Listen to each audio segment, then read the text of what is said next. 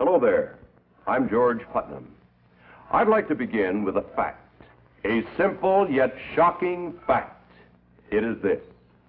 A flood tide of filth is engulfing our country in the form of newsstand obscenity and is threatening to pervert an entire generation of our American children.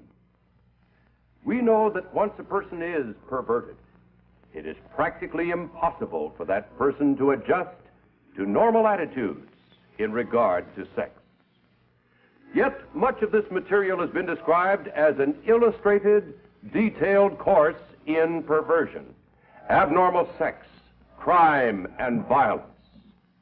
It is also a fact that no matter who buys this material, 75 to 90% of it ends up in the hands of our children. Now, you might ask yourself, why this sudden concern? Pornography and sex deviation have always been with mankind. This is true.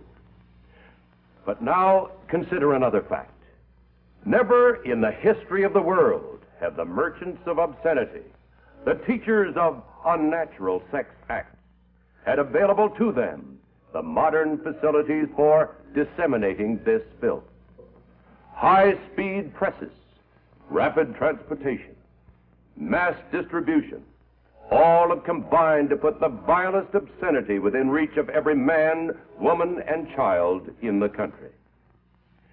In the past few years, this obscenity traffic and salacious newsstand literature have become increasingly worse, not only in content, but in volume. This traffic continues to increase and flourish for one reason. It is big business, profitable business for the mercenary persons who produce it, and for its more than 800 distributors. The United States Supreme Court has described it as dirt for dirt's sake. We describe it as dirt for money's sake. Obscene literature is a $2 billion a year business. That's $2 billion. Through this material, today's youth can be stimulated to sexual activity for which he has no legitimate outlet. He is even enticed to enter the world of homosexuals, lesbians, sadists, masochists, and other sex deviates. The psychiatric terms for these unnatural sex acts are unknown to most decent adults in our country. But through this salacious material, these abnormalities are corrupting the minds and the hearts of our children.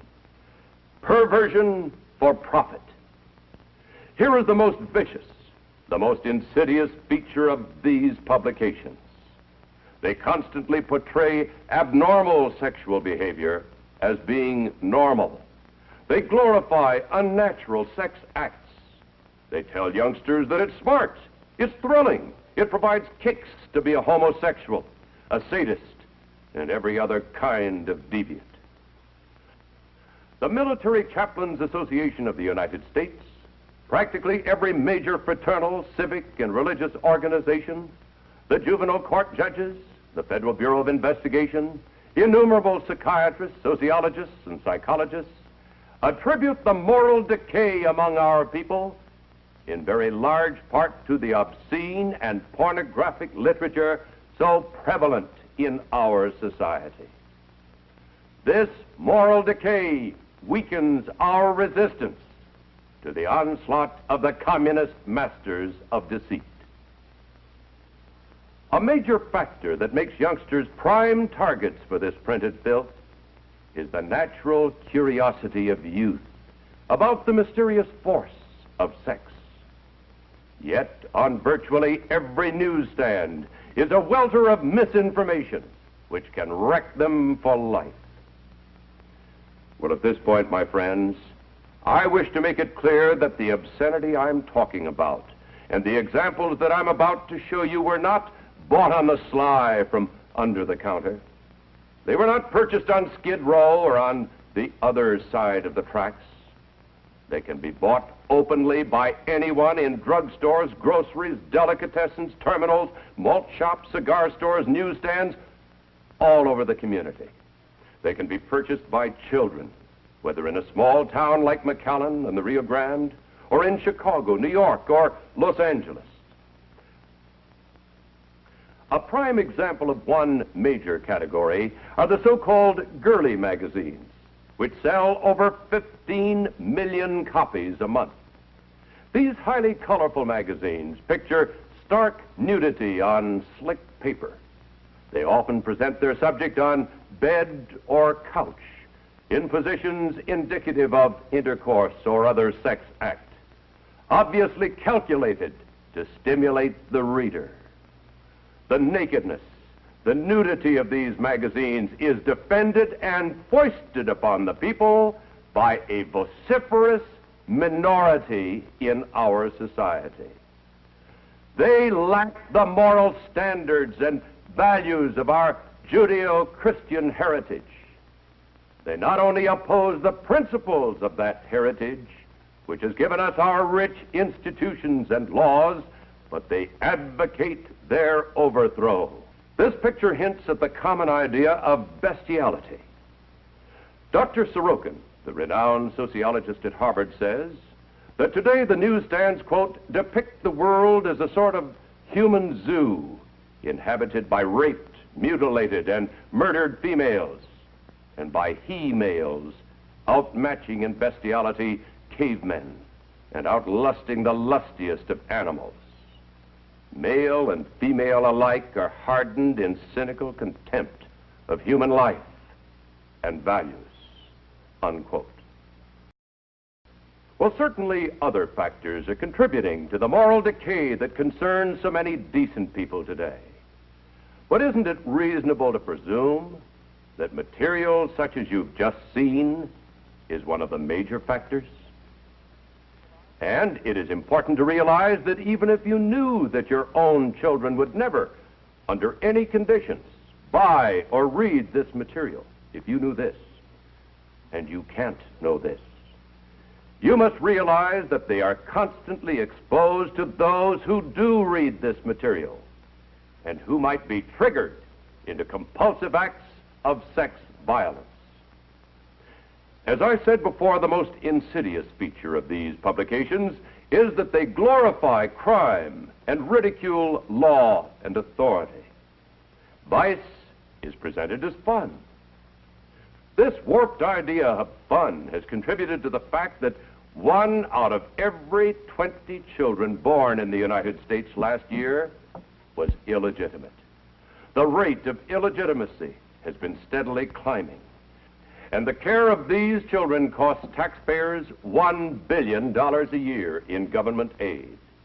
This does not take into account the human misery or suffering that cannot be measured in dollars and cents. What these publications promote as fun has helped to increase the spread of venereal disease in this country. Reported syphilis has increased more than 300% in the last 5 years. The incidence of gonorrhea has been steadily rising. One segment of the increase occurs among the expanding homosexual population. But even more startling is the fact that the greatest increase in venereal disease is among children 10 to 18 years of age. The increasing crime rate also parallels the increase in obscenity. A vicious crime of violence, murder, forcible rape, or assault to kill is being committed every 3 minutes. The total cost of crime in human waste, misery, tax, and material loss is beyond calculation. Sex-mad magazines are helping to create criminals faster than we can build jails to house them.